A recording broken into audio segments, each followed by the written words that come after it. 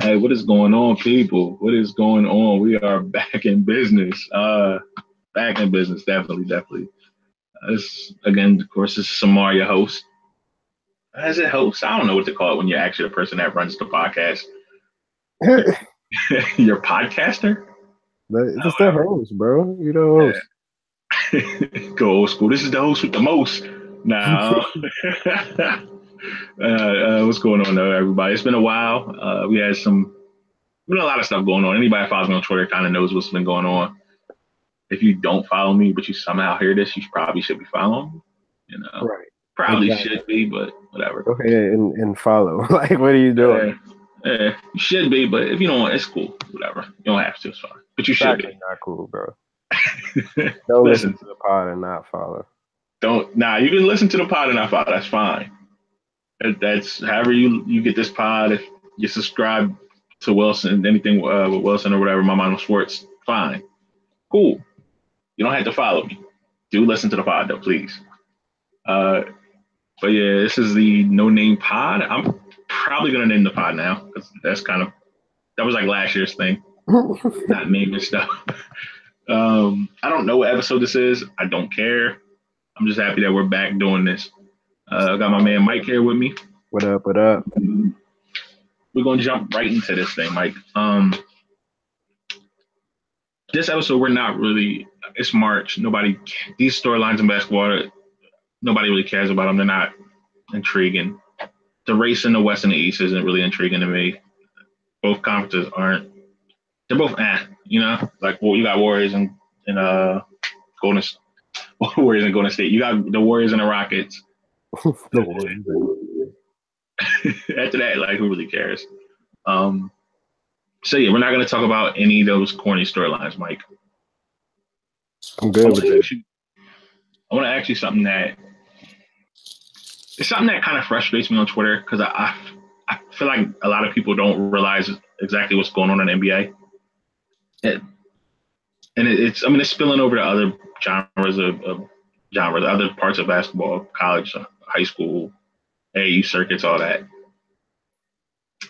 Actually, it feels like it kind of started in those circuits a little bit more and made its way to the NBA, but whatever, or vice versa. Yeah, man, I was going to say maybe. I think you're on to something. Yeah, more AAU than, I guess, actual high school basketball, but yeah. So the game is it's changing, it's evolving. It's no longer the game of the '80s, which are dominant big men. It's no longer the game of the '90s, which are ISO basketball. Well, never mind. It kind of it is. It isn't. Yeah. In some way, I think it's like a fusion, right? Like, yeah, you have some teams who are, they like the Cavaliers that they revolve literally around one person. Yeah. And then you have like the Warriors who they have this democratic offense. Like, everybody touches the ball and everybody gets a shot. Like, I think the most interesting team the most interesting team in the league to me is the Rockets, right? Because like you have like fusions of both, where they have the best isolation player in the league with James Harden, and then NBA history. And then the second best guy in the league this year with Chris Paul, but yet they still play this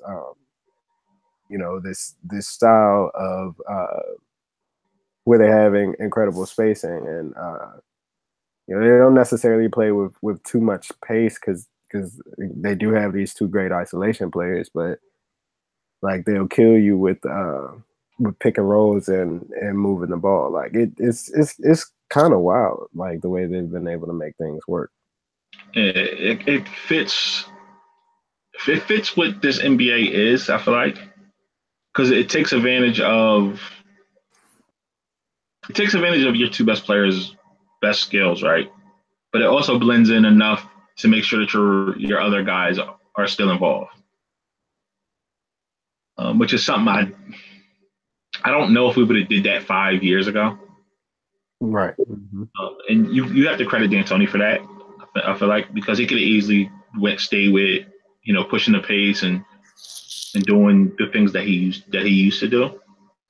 And he's been able to adapt and play more of a, not even really a traditional, because it's not really traditional. He's kind of innovating again. So, but yeah, but that's kind of the conversation I wanted to have today. It's more of what is basketball, and the Rockets are the team that actually sparked that conversation, because I mean you'll see it, Twitter, talking heads, whatever. You'll hear people say stuff like the Rockets are boring, or the Rockets Who can't win in the said playoffs. that in 2018, dog? That is a very popular statement. Nah, it cannot. I was thinking about this the other day. I was thinking back to 2015 when people were like, "I hate watching James Harden play basketball. All he does is draw fouls." And I'm like, well, at that time, I'm like, "You're tripping."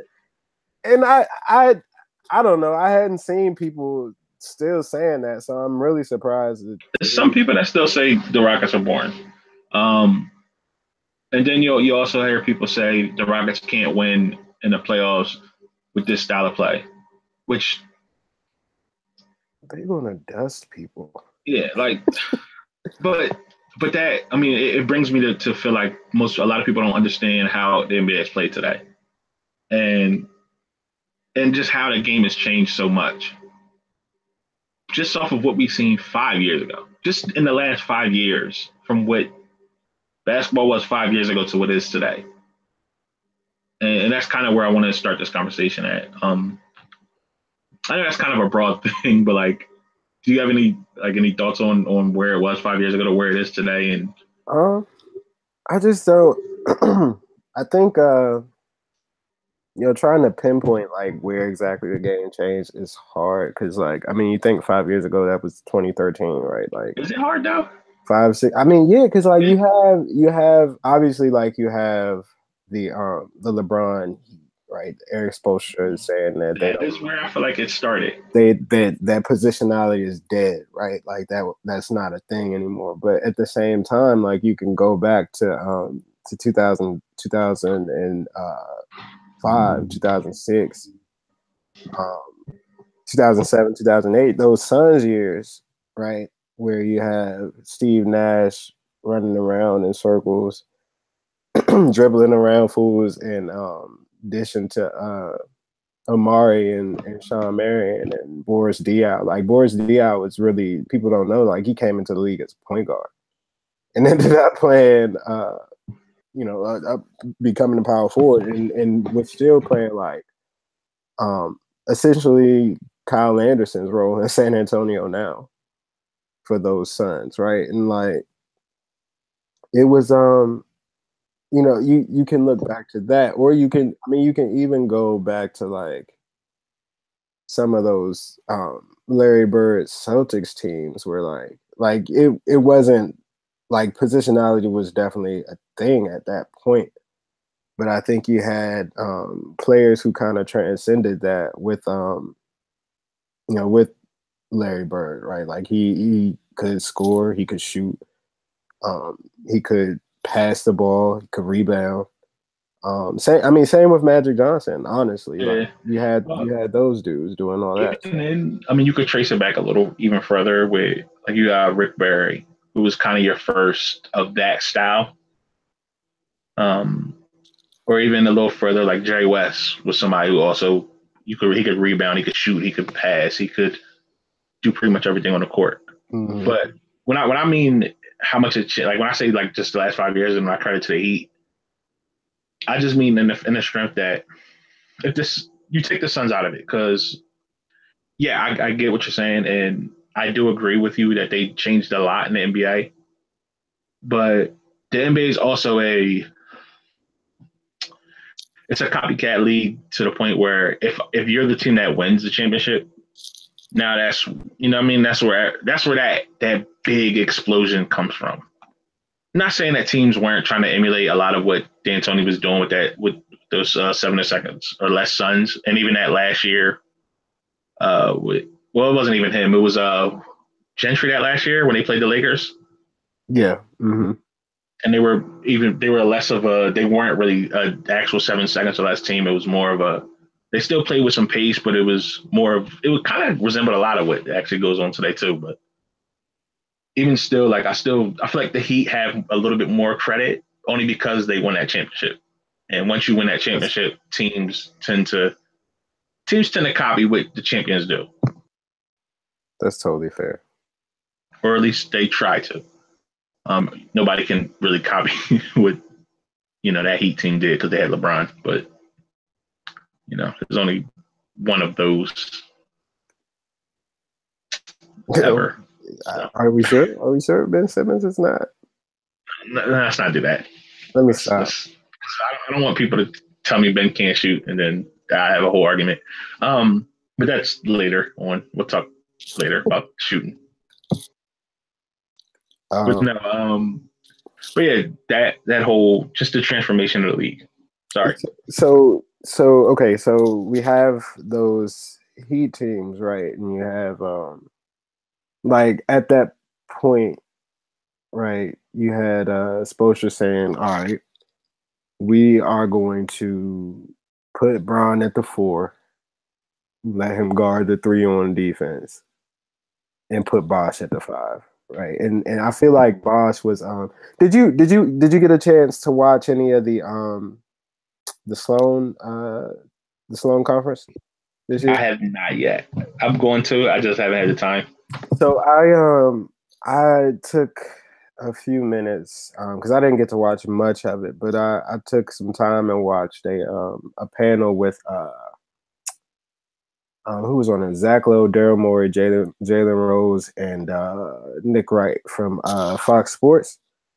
And they were talking about they were actually kind of having this conversation about what the difference. Well, not even this conversation, but I think they kind of fall into the same category. Like I think we're on the same path here. Like they were talking about the difference between measuring the game analytically and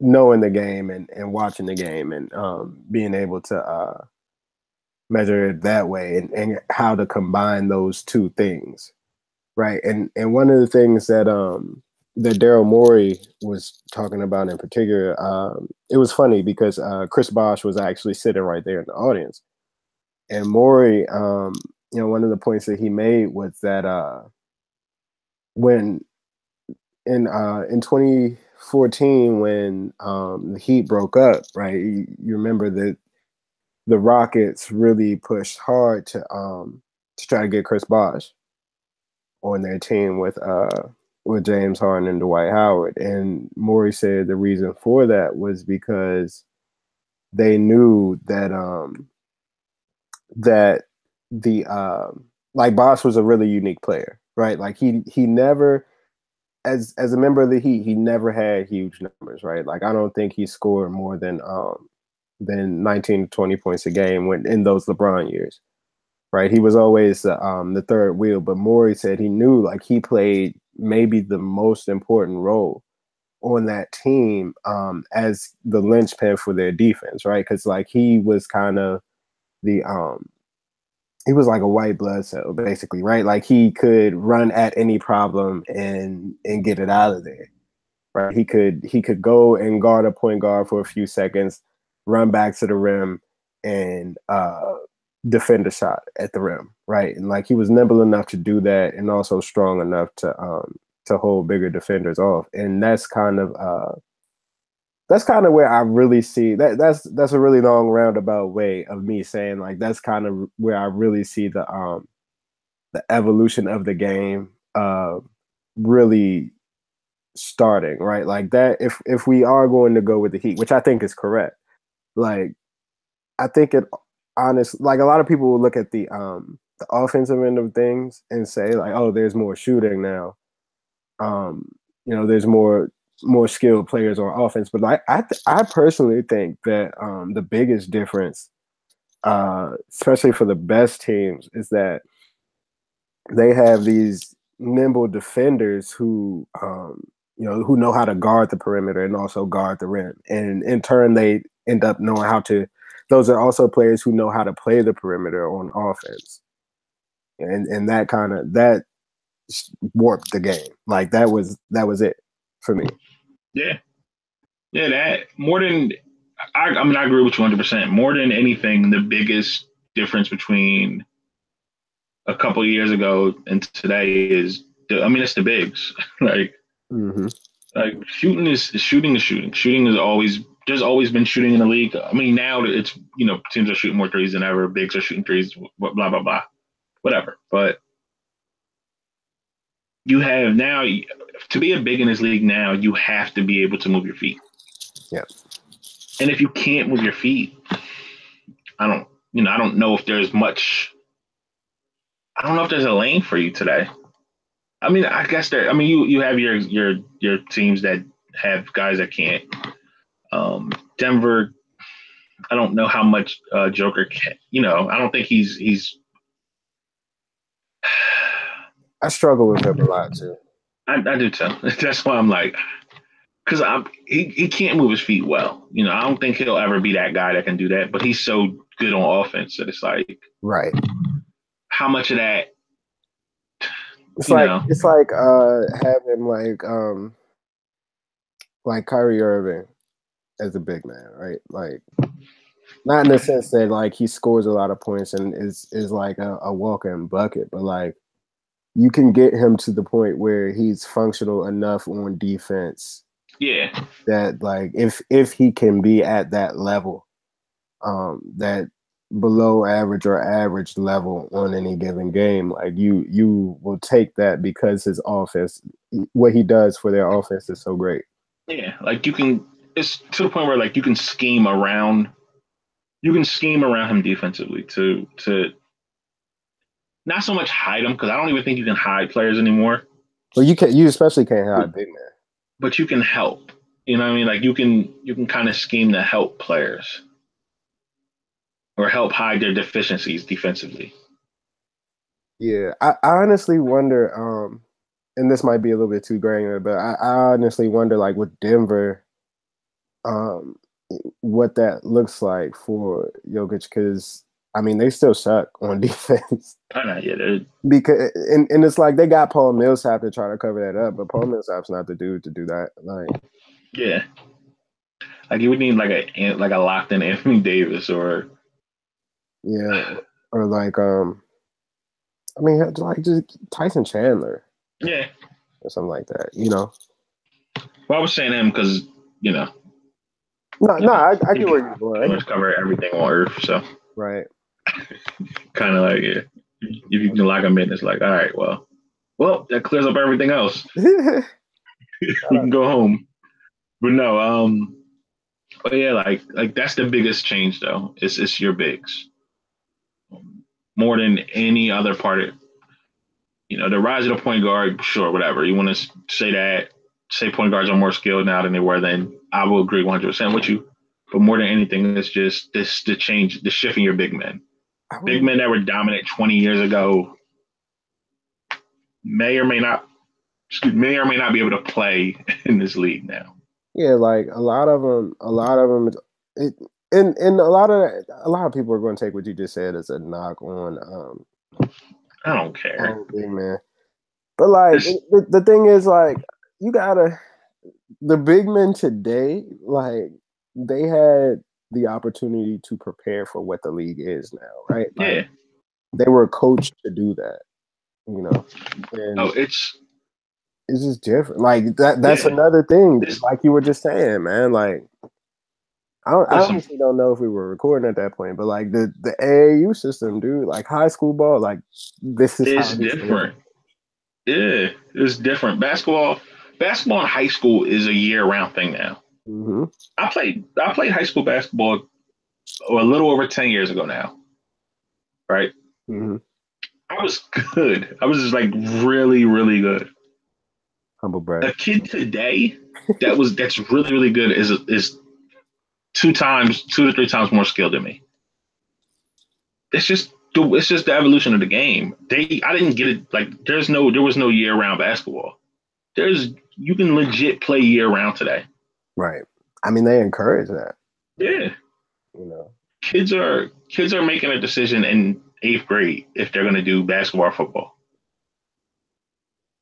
If they're going to do basketball or track or whatever sport, you know what I mean? Mm-hmm. Like, that's a legit thing that happens today. So, yes, people are going to be, it's going to be a kid in 10 years that's more skilled than, maybe not 10, 15 years that's more skilled. Maybe LeBron's son. Like, it's going to be somebody that's more skilled than LeBron. So wow, man. Listen. So wow. I've seen the tapes. Hey, I have too, man. He's good. That little boy looks amazing. He's good. But, like I honestly, I get so scared with that kind of stuff though, because he is so young. Oh no, yeah, I'm partially joking about that part, but there is going to be a kid in 15 years that is way more skilled than LeBron was. There's going to be like a LeBron Steph Curry hybrid at some point. Dude. Yeah. And there's nothing we could do about it. And like at that point, like that player will then be more skilled than LeBron or Steph Curry. Just like in the same way that like LeBron is more skilled than Jordan. I was just gonna say that it's the LeBron versus Jordan argument. Right. People can say what they want. LeBron is a way more skilled basketball player today. And it may only be just because of the era LeBron grew up in. It may just be only because Jordan was there to create a path for LeBron to do what LeBron did. But that's fine. That's fine. But we can acknowledge both of those things, and it doesn't have to be a LeBron sucks, Jordan would kill him. Jordan sucks, LeBron. No.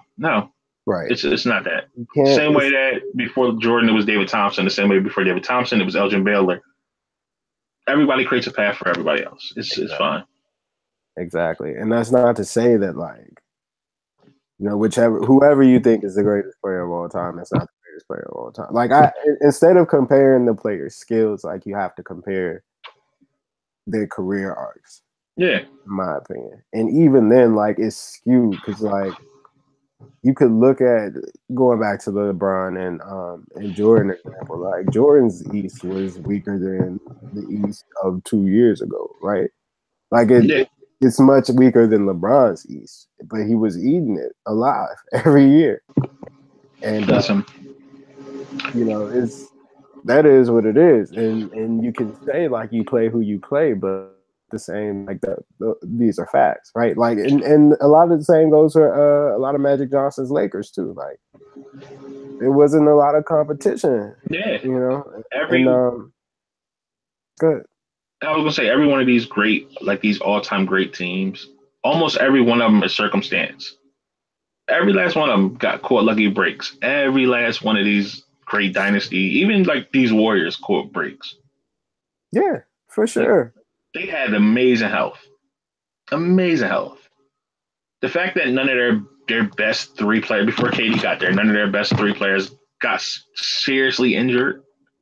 Like even when Steph got hurt in the playoffs 2 years ago, it was a bad injury, but it wasn't he could have been knocked out of the playoffs. Yeah, like none of these guys are torn the ACL. None of them, no serious injury.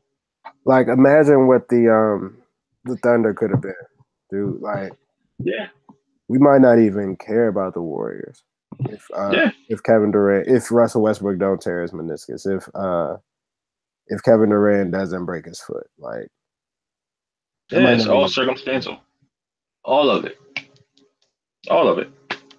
So, for me, the like these conversations always annoy me, but we kind of went on a tangent. So like to bring it back though to the original, to the couple years topic. Even look at the way we even evaluate draft picks and young players over the last 5 years is so different. Some of it I feel like we're doing wrong, and this is going to bring us to my next point a little bit. But you look at the way we look at young players, I feel like is completely wrong today. What do you mean? Just in the strength that we'll take you instead of taking what they can do and trying to build on the things that the weaknesses. Yeah, like we don't build on those things. We're just like, and I'm not gonna go on a rant about Ben Simmons. I promise. I've done it enough on Twitter. I'm not talking about Ben Simmons. I'm going to rant about Ben Simmons. That one of us is doing this. Right? I mean, if you do it, I'm gonna jump in. But I'm not even just like it's not even just Ben Simmons because like you get young good players like even like a Josh Jackson like or a guy who over the last month and a half to 2 months he's really been playing good.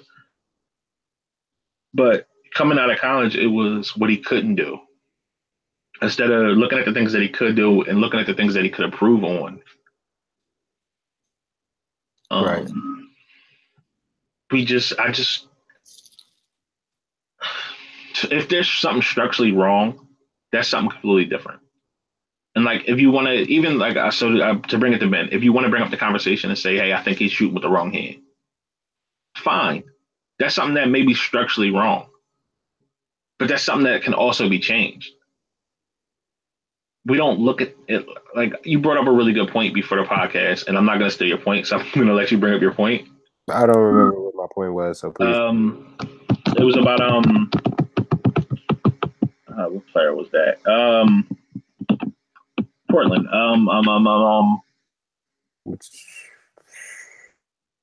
Evan Turner? No. Alfred Aminu? Yes, Aminu.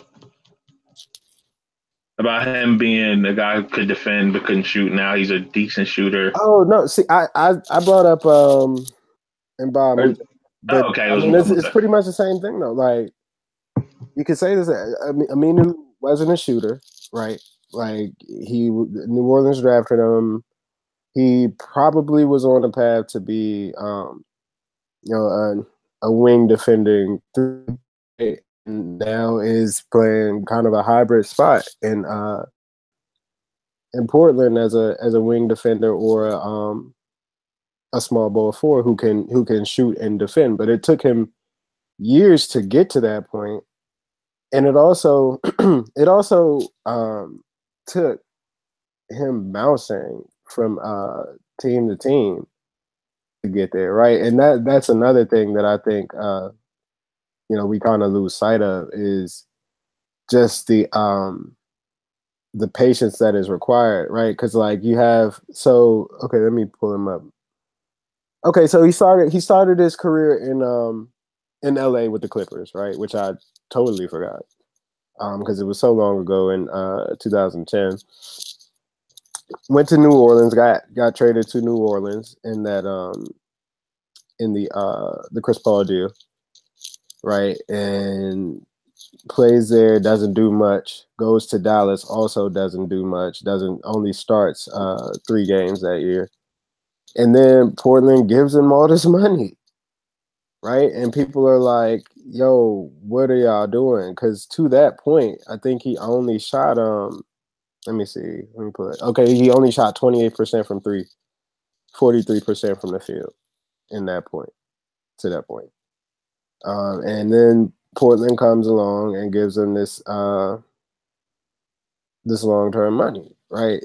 Because what they saw from him in Dallas was a dude who had potential to be a 24-year-old, by the way, who had potential to become, like his form wasn't broken enough for it to be completely shot. So they knew like he could become a shooter, and he was already a good defender, right? And he has positional versatility, can play the 3 or the 4, and could end up being a good player. Now, like you can argue that maybe Portland is paying the dude too much because like he's a solid player, but let me see, where's his contract at? Well, no, okay, so his contract isn't even that much. So he signed for 30 million in 2015, which at the time was like, like people were, because at that time you got to think like the cap was still 80, projected to be going up. Yeah, it was projected to be going up, and so like now you have him this year he's making 7.3. Next year he'll make 6.9. Oh, that's love. Yeah, that's a really good deal for this dude. Yeah, that's love. That's a good deal. But yeah, like it goes to, I think it speaks on a few things. It speaks on player development, which is the biggest thing. And I do think Portland does a fairly decent job with that. I mean, they, like every organization, they have their misses. Right. They have hit on a few guys really big. Dame being one, of course, CJ being their most famous too. But even like so now him. And I mean, anybody that listens to this podcast, you automatically know I'm a Sixers fan. And that's a team that's done, I feel like, one of the better jobs in the league with player development, right? Mm-hmm. You just look at some of the second round picks that have turned out. You look at even in like Embiid, like just how much better he's gotten. It's hard to really say because we didn't see him for 2.5. Excuse me, we haven't seen him for what, 2.5, 3 years or so. Right. So it's hard to really judge the fact how much he's grown as a player. But he has. I mean, even from last year to this year, I feel like he's a much better player this year. But yeah, like it's a lot that we don't do well as in terms of evaluating young players, talking about young players and player development. Because even, I mean, I'm trying to think of a case where it didn't happen for a player. For every Paul George, there's who's a 6'9", 6'8", super athletic player that never developed into Anthony Randolph. Yeah, there's a Anthony Randolph. There's a Gerald Green. I mean, Gerald Green ended up being a solid contributor for certain teams, but like, you know what I mean. Right. There's a whoever. For every Kawhi, there's a whoever. Rockets won again. Huh? Rockets won again. 17 in a row. Crazy. Oh. 34-1 now, I think, when all three guys play. So, man, that's wild. Yeah. But speaking of Rockets, this brings us to another question. Twitter is anybody that's listening to this is gonna kill me for this one, but is shooting overrated? I think it is. Not that overrated does not mean. The thing is like, because like people, overrated is obviously like a pejorative term, right? Like it's not positive. So like people automatically assume that when you say something is overrated, that means it's bad. But like that's not what I mean. Like shooting, you obviously need shooting to function in today's NBA, but like a player does not need to be able to shoot to be a good player, right? Like, for example, I mean, it's too easy to go back to Ben Simmons, but like, Ben can't shoot for anything, right? Like, he's not shooting in the game.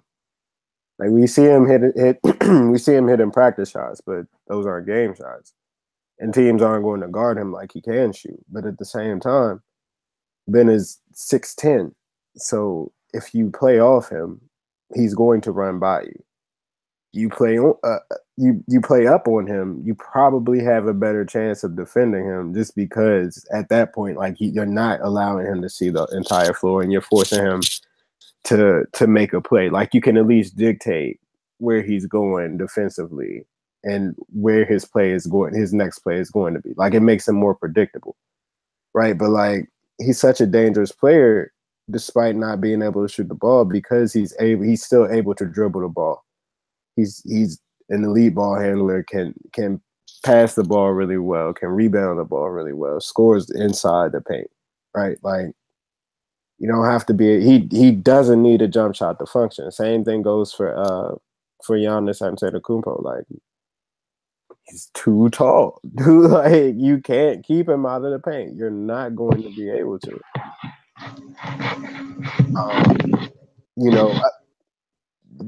Going away from superstars, you have Andre Roberson. Can't shoot air balls, free throws, right? But is one of the best 2 or 3 defenders in the league. Without him, the Thunder's defense craters. Yeah, I was going to say that like this year showed how important he is. Because the minute he got hurt, they sucked. And then you have people asking like, why do they play this team? Like, what is his purpose? But now we see like he defends and he covers a lot of mistakes for the Thunder. And that's not even that's not a dude who that's not a star, right? That's just a role player, right? Who fits in with alongside Russell Westbrook and them. But like you need players like that though. They're not always going to be shooters. So I think it is important to be able to shoot the ball, but at the same time, like a lot of players have a lot of redeemable skills that you can use to win basketball games. Yeah, and so I feel like a smart coach can make it work as well with a player that can't shoot as well. A smart coach and the player has to have a high basketball IQ because there are ways to attack a team that is going to play off you. Especially, I mean this for guards, because when you're talking about like a Giannis or Ben Simmons or like your bigger guys that play on the wing that can't shoot, like there's playing off them is the dumbest thing you could do. You leave Giannis or Ben alone. It's just not smart, man. Yeah. Like for Giannis, like I don't think Giannis is not the passer that Ben Simmons is, but he's so strong that you're giving him enough time to build momentum. Yeah. And get to the rack. He'll spin off you or just put the ball in the hoop around you, like one or the other. And the other thing too is both of those guys that we named, they're both really smart players. Mm-hmm. So they'll both, if you play too far off them, or even if you leave them completely alone, they're gonna find an open spot. Right. They're gonna wait and cut at the right time, or and that's what I mean by when you're a smart player, like having a high basketball IQ. Because even like guards will do the same thing. You'll get a guard. Rondo used to be really good at that. Dude, Rondo was so good at just manipulating that space. Like he kind of did what Ben does, despite being 6 feet or whatever. Like he would get the pick, let you go under, and then take a really long stride. Yeah. And get to a spot where he knew like either this pass is available or I'll be able to dribble to the next area and find somebody. Yeah. And if I'm off the ball and you're playing too far off me and you're not paying attention, I'm gonna cut and get an open layup, or I'm gonna I'll get the ball. Now this guy has to come over, and now Ray Allen's open in the corner, or Perk is right here for this dunk, or you know what I mean? Right. So something that Giannis does that I really love is when somebody backs off of him, he when he's a ball handler, like he'll go into a dribble handoff, right, and create basically a pick and roll where now he just got the guard switched on him because you played off so far, and nobody wants that mismatch, dude. Yeah. Nobody wants that mismatch. It's ways around it if you can't shoot. Now it's not ideal, of course. You want to, because it kind of hinders everything that you can do, right? Because you don't want like a Michael Kidd-Gilchrist. Well, not to say that he's not a good player, but like he's not a good player. Well, I think he's serviceable. I'm sorry, I'm thinking you said Michael Carter Williams. That was my fault. Yeah, Michael Carter Williams not good, but like with MKG, like if you put him on the right team, like if you put him in Roberson's role, right, like he's probably solid. You know what I mean? Like he got a little mid-range jumper or whatever that looks terrible, but you could also play. I feel like he could play he could guard 2 3s, 1 through 4, probably, maybe sometimes 5. And he also runs really hard in transition, which is great, and he knows how to cut. So like I think on the right team with the right pieces around him, that's still a really good player. Like you said, that's coaching. Yeah. You have what? How many actual good NBA coaches do you have? Like coaches that actually make a big difference. Here's my thing. Like there are probably 5 coaches in the league, 5 or 6 coaches that I That make feel a like real difference. that make a real impact on the game. And the rest of them I think are just good. Okay. No, I think they're good. Like I think those coaches are Not, good. well, good and okay are It's pretty much the same thing. Yeah. pretty much the same thing. I think, and there are some that are terrible. Like there are some terrible coaches, like It's not as many. when Byron Scott. Yeah, they aren't as many today. I don't think. Yeah. There's not as many as there were. Yeah, because there were some really bad coaches. Yeah. Yeah. But I think like like Pop, Stevens, Spoelstra, who in my opinion is the best. I think I'm with you on that. I used to say I was saying me and you arguing about that, and I always said Pop. I think I'm on Spo. Spo is crazy. Spo's a genius. Yeah, he's a genius. It's crazy. Like I every year after the Heat after LeBron left, I'm like, I don't know how he makes this team work, but it works. They can't properly rebuild. Right. He's too good. Like I feel like you could put if Spo was coaching the Kings, like they probably are a 30-win team. Dude, if they had got Gordon Hayward, I would be really interested in seeing what that team does this year. Yeah. Oh, they're gonna get somebody. They'll get somebody in the next couple of years. Yeah, I mean, they're capped out, but they'll get somebody. I don't think that matters, but no, I mean they could easily swing a trade or somebody might be interested in, and they'll open it up. Well, yeah, because I mean, if I'm superstar player A and I tell my team I'm leaving, and I say and I want to go to Miami, you're gonna work out a sign and trade. You're not gonna just let me go for nothing, right? So they'll end up getting like Anthony Davis or something weird, and we'll just be like, oh, okay. That would be sick. They'll trade like Whiteside and whatever else to make it work. Shout out to Hassan Whiteside, man. You can shout him out. It's fine. But no, yeah, Spo and the other two are probably Kerr, I guess. Yeah, Kerr and D'Antoni. Yeah. To me. And I'm gonna throw Brett Brown in there, but you don't have to if you don't want to. That's fine. Nah, Brett Brown's great. I'm a big believer in Brett Brown. I might even put Quinn Snyder in there too. Oh yeah, Quinn is really good. And there's one more. Good coaches. Even though I don't like Rick Carlisle, I probably will include him just off of respect. All right, I'm not including. That's fine. Nah, Rick Carlisle's a good coach. I don't know. Rick Carlisle is he's really falling off to me. Like, I don't know. I feel like if you give Spoelstra that same roster, that team is a lot better. Well, I think Spo is also a little bit better at connecting with younger players than Rick Carlisle is. Oh, he definitely is. How many point guards is Rick Carlisle ruined? Almost all of them. Aside from JJ Barea.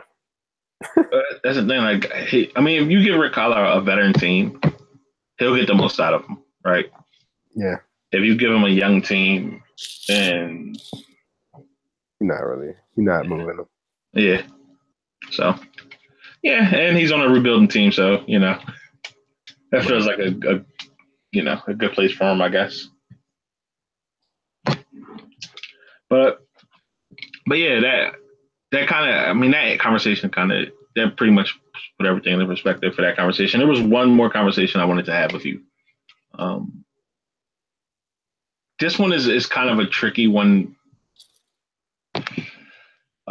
We kind of touched on it a little bit with the cap spike a couple of years ago. Right, you had that 2-year period where the spending got out of control, especially what was that, summer of 2016, where spending was just crazy. And now we're seeing the downside of that, because the cap flattened out and the cap's not really moving up the way it's projected to move up those couple of years ago. You have some contracts that were signed that summer that in today's NBA look like horrible contracts, even though some of these players are useful players, but now they're perceived as bad players because of their contracts. So I just wanted to see if you could maybe think of maybe 2 or 3 players that fit that criteria. Oh yeah, immediately, literally.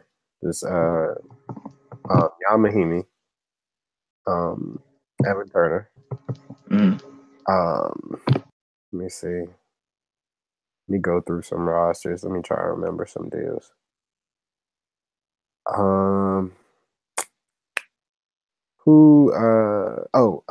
Mozgov is another one. I don't think he's a terrible player. I think he's better than a lot of people think. But he just is useless on the Nets. Like, that's the thing.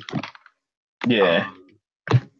But then too, like he wasn't good in his last year with the Cavs, so I could be totally wrong on that. But yeah, I mean, a lot of those deals are just terrible deals now. Tyler Johnson's another one. Yeah. He's a pretty serviceable player. Yeah, but he gets paid a lot of money. Alan Crabb is another. Yeah. And that's the thing, like if they were paid what their market value would be today, they'd be fine. Especially on the teams that we're saying, like the Nets. Alan Crabb is on the Nets. Alan Crabb would have been a guy during the trade deadline that probably would have been moved for a second round pick, right? Mm-hmm.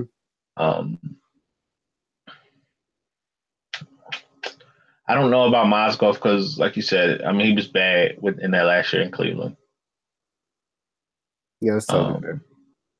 But like everybody we just named, Evan Turner, if Portland wanted to move him, all these guys potentially are serviceable guys that because of the cap situation, they're unmovable now. They're looked at as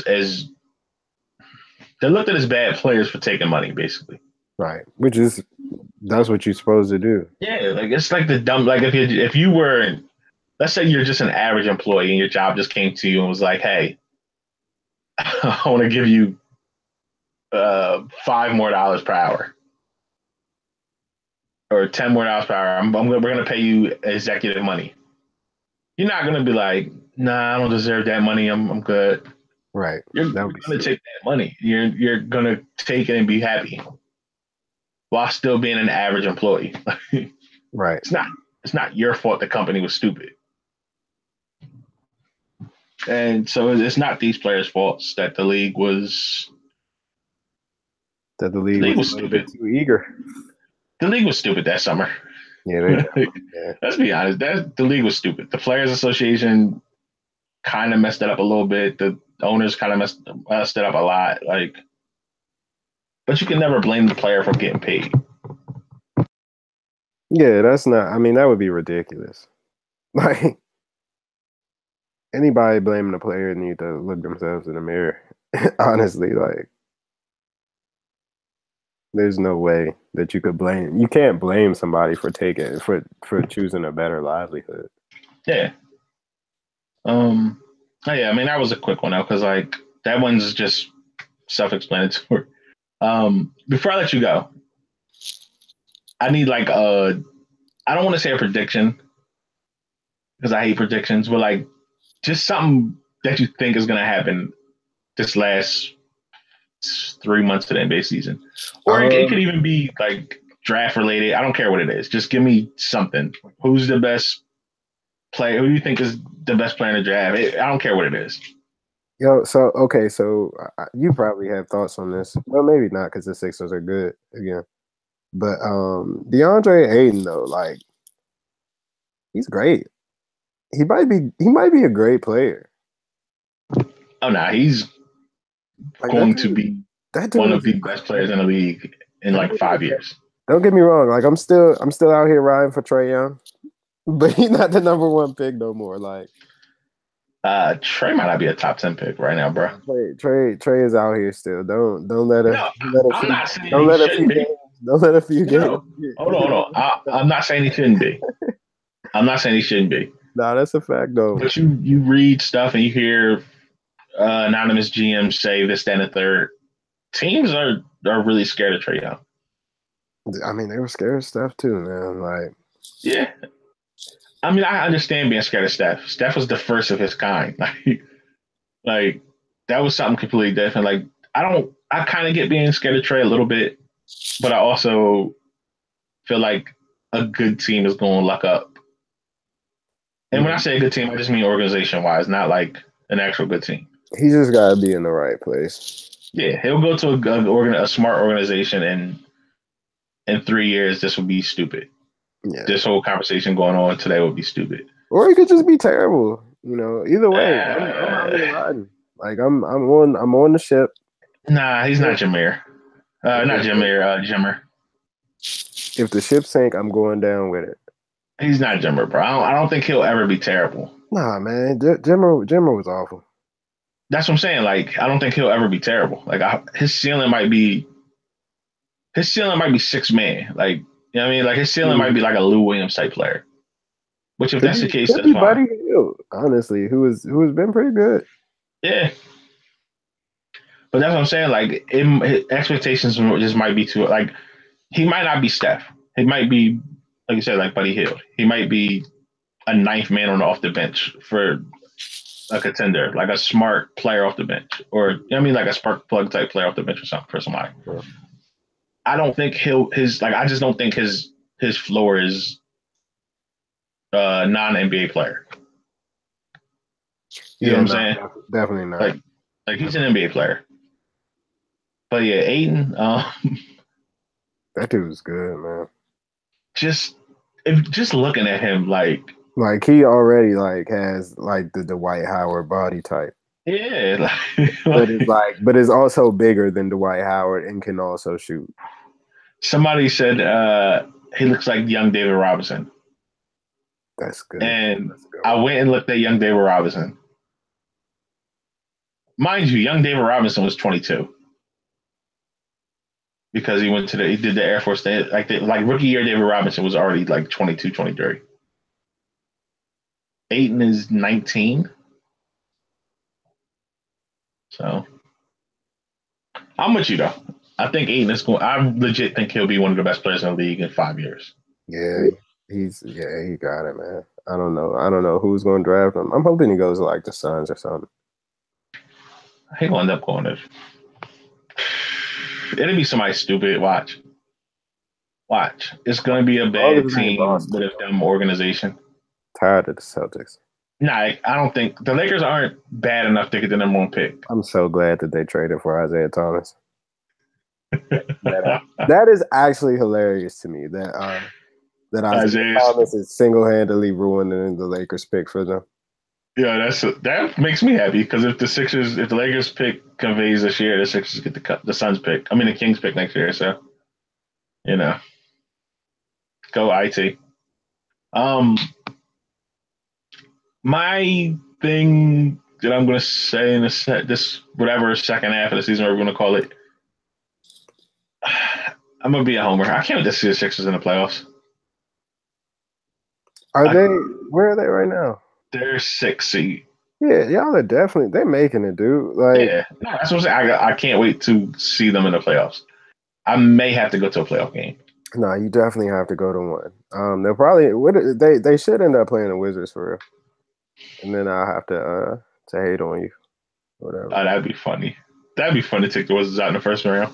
Oh, because they're definitely going out. The Wizards are a good playoff team. They are solid, man, but they're don't nobody want to see Embiid in that first round. Yeah, playoff Embiid. Embiid is going. Nobody want to see Embiid in that first round, dude. That's all. That's it. All right. One more question. I know I said before, but last question. I have to ask you about the Wizards. I can't have you on without asking about the Wizards. I got time.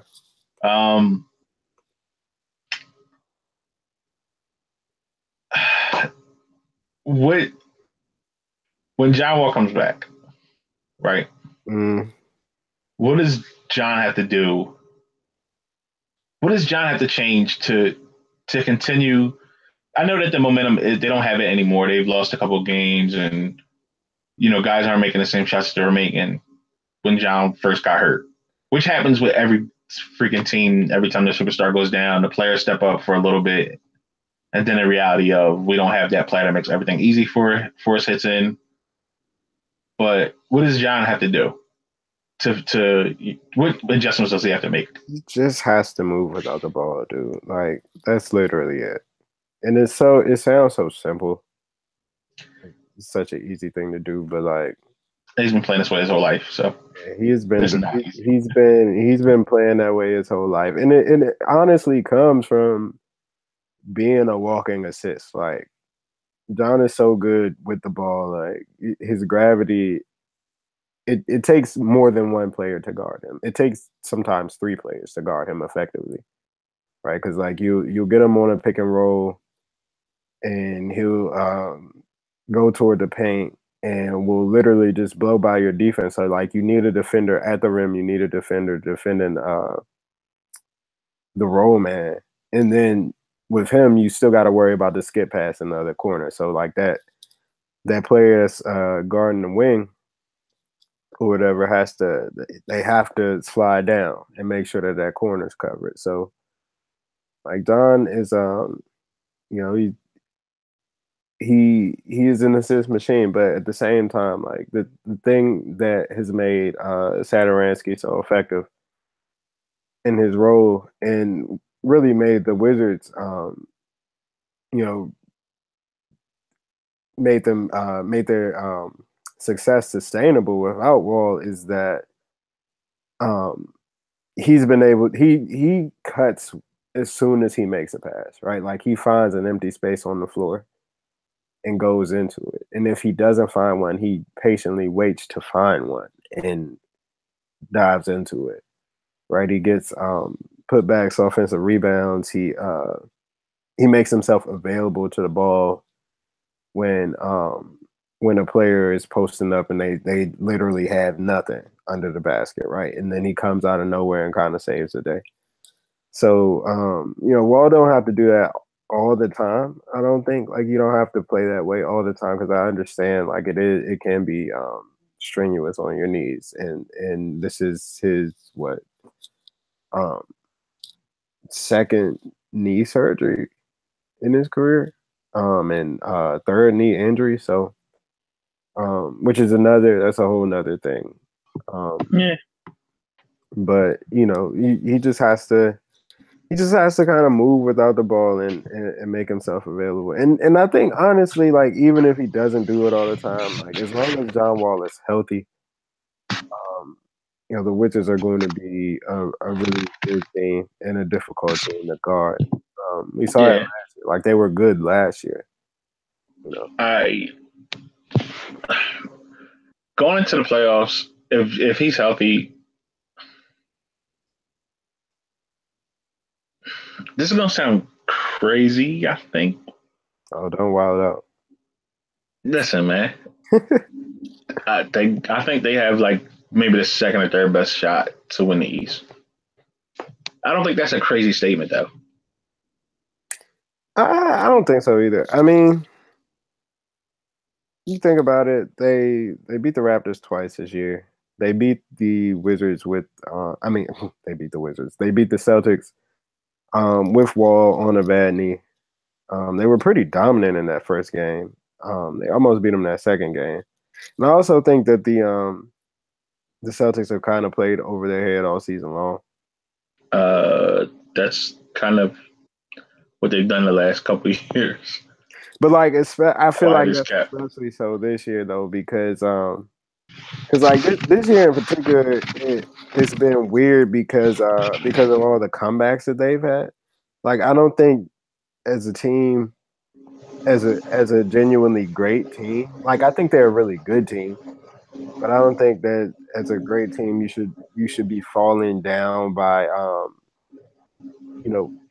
more than 12 points so many times in the season. Yeah. Right, like I don't think their point differential is only 4.3, but they're a 45 win team. The Raptors, on the other hand, have 46 wins, and their point differential is 8.7. So, like that says there's a real discrepancy between these two teams in terms of how dominant they are. Will that matter in the playoffs? We'll see. But that the Celtics are closer to probably a 39-40 win team than they are a 45 win team, and that's a big difference. Yeah, they're probably really a middle of the pack team in terms of performance. But whatever. You can't take anything away from them. The record is what the record is. It's fine. Which is fine because you got they don't even have Gordon Hayward, so yeah, they're missing their best. In a complete squad. Oh, you going there? You going there? They're missing their best player. Whatever. That was a Kyrie Irving, man. Nah, I'm a Kyrie guy. This earth is flat, but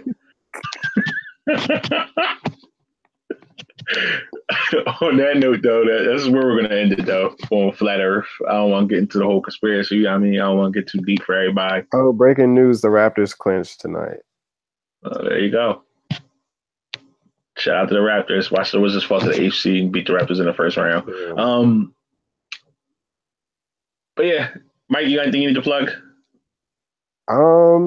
No, just follow me on Twitter at Mike D Sykes. I got a lot of exciting stuff coming from Axios and obviously Wizards coverage coming up. So yeah, man.